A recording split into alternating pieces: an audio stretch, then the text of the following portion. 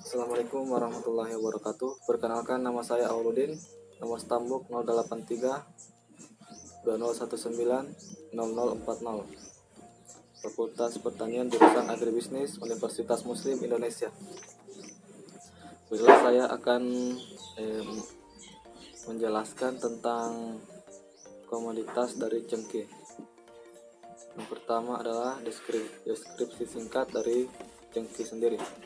Cengkeh merupakan tanaman tropis asli Indonesia dan dapat tumbuh di berbagai daerah di Indonesia, baik di dataran rendah dekat pantai maupun daerah pegunungan di ketinggian 900 meter di atas permukaan laut. Tanaman cengkeh dapat tumbuh dengan baik jika mendapat cukup air dan sinar matahari langsung. Pohon cengkeh mempunyai habitus pohon dengan tinggi mencapai 5-10 meter. Cabang-cabangnya sangat banyak dan rapat, pertumbuhan agak mendatar, dan ukurannya relatif kecil jika dibandingkan dengan batang utama. Bunga cengkeh merupakan bunga majemuk, tak terbatas, malai rata, muncul pada ujung ranting daun dengan tangkai pendek.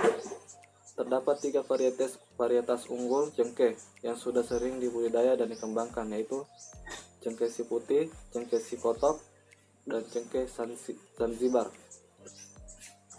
Budidaya cengkeh diawali dari bibit cengkeh yang sehat agar diperoleh produksi yang maksimal. Produksi yang tinggi tentunya dihasilkan dari cengkeh varietas unggul. Selanjutnya, proses input dari cengkeh. Bibit cengkeh biasa diperoleh dengan membeli langsung benihnya atau dengan memanfaatkan buah cengkeh yang telah dimiliki. Biasanya masyarakat juga mendapat bantuan dari pemerintah berupa bibit cengkeh. Selanjutnya, proses budidaya cengkeh. Yang pertama, bibit harus sehat, memiliki batang yang kokoh dengan percabangan kuat, daun lebat, tidak terserang hama dan penyakit. Permukaan batang mulus berwarna kecoklatan dan berbatang tunggal. Tinggi rata-rata 25-30 cm. Umur 1 tahun dan 50-75 cm pada umur 2 tahun. Untuk buah cengkeh yang akan digunakan untuk bibit dianjurkan adalah buah cengkeh yang sudah tua berwarna ungu kehitaman. Cara mendapatkan benih cengkeh dari buahnya dapat dilakukan dengan beberapa tahap berikut. Yang pertama, kupas kulit buah cengkeh dengan hati-hati.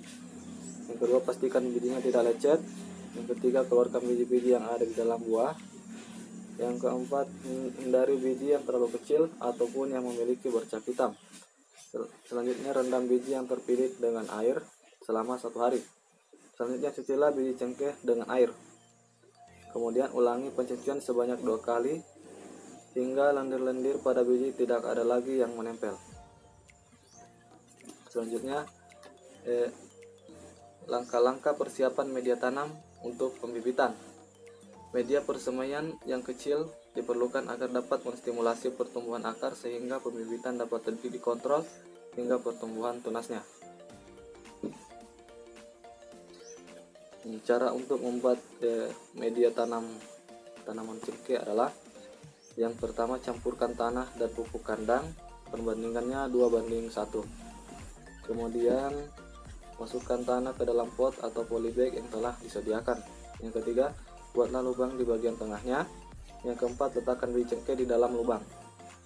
Yang kelima, tutup dengan tanah. Yang keenam, padatkan tanah secara perlahan. Yang ketujuh, siram dengan air secukupnya. Yang kedelapan, letakkan calon bibit di tempat yang strategis dan aman dari angin kencang. Kemudian yang terakhir, pastikan terkena sinar matahari sebanyak 25%. Selanjutnya, proses pasca panen pada tanaman cengkeh. Yang pertama adalah apabila tanaman itu belum tinggi, pemetikan dapat dilakukan cukup dengan berdiri mengelilingi pohon yang paling bawah. Selanjutnya, kalau pohon agak tinggi, dapat menggunakan kain supaya lebih mudah. Yang kedua, kalau tanaman sudah cukup besar dan tinggi, lebih baik menggunakan tangga yang berkaki 3. Kemudian pada pohon yang sudah sangat besar, yang umumnya lebih dari 25 tahun, pemetikannya bisa dilakukan dengan memanjat pohon dengan menggunakan kait, sebab rantingnya dapat ditarik dengan kait itu sehingga mudah pemetikannya. Selanjutnya, alat yang diperlukan untuk panen cengkeh di antara lain yaitu karung berukuran kecil yang sudah disediakan dan keranjang bambu. Nah, kemudian apabila sudah tinggi dan tidak dapat menjangkau dengan tangan, maka diperlukan tangga segitiga berkaki 4. Pemetikan yang lazim dilakukan yaitu dengan jalan mematahkan rumpun pada bukunya sehingga sepasang daun akan ikut terpetik. Proses pasca panennya. Untuk mendapatkan hasil yang bermutu baik, maka masalah pengolahan juga perlu untuk diperhatikan dengan seksama.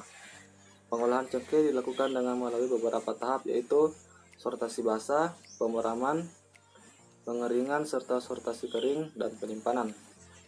Yang pertama, sortasi basah. Sortasi basah dilakukan segera setelah cengkeh tiba di tempat pengolahan. Yang kedua, pemeraman. Nah, bunga dan tangkai yang telah dipisahkan masing-masing dimasukkan ke dalam karung atau peti untuk selanjutnya diperam selama 24 jam. Yang ketiga, pengeringan. Setelah pemeraman, proses selanjutnya itu pengeringan dengan harapan kadar air cengkeh turun hingga 12%. Bila kadar air melebihi 12%, cengkeh mudah terserang jamur sehingga tidak tahan disimpan. Kemudian proses sortasi kering dan pengemasan. Pada tahap sortasi, cengkeh dipisahkan dari kotoran-kotoran dengan cara ditampi menggunakan tampar. Selanjutnya, proses pemasaran pada cengkeh. Nah, aktivitas pemasaran pada umumnya dapat berupa kebijakan di bidang produk, harga, promosi, distribusi, dan pelayanan. Seluruh aktivitas program pemasaran pada akhirnya akan bermuara pada kinerja pemasaran yang dicapai. Evaluasi aktivitas pemasaran akan dikaitkan dengan kinerja pemasaran. Ketidaksesuaian rencana target antara aktivitas program pemasaran dengan kinerja akan dapat merupakan masalah pada pemasaran. Dengan demikian, setiap permasalahan tersebut dapat dijadikan dasar dalam penelitian pemasaran. Perbedaan pemasaran pada umumnya dengan pemasaran hasil petani pada sistem jual. Nah, selanjutnya, saluran dan lembaga-lembaga yang terkait pada pemasaran cengkeh. Lembaga pemasaran adalah badan usaha atau individu yang menyelenggarakan pemasaran, menyalurkan jasa dan komoditi dari produsen dengan konsumen akhir, serta mempunyai hubungan dengan badan usaha atau individu lainnya. Tugas lembaga pemasaran adalah menjalankan fungsi-fungsi pemasaran serta memenuhi keinginan konsumen semaksimal mungkin.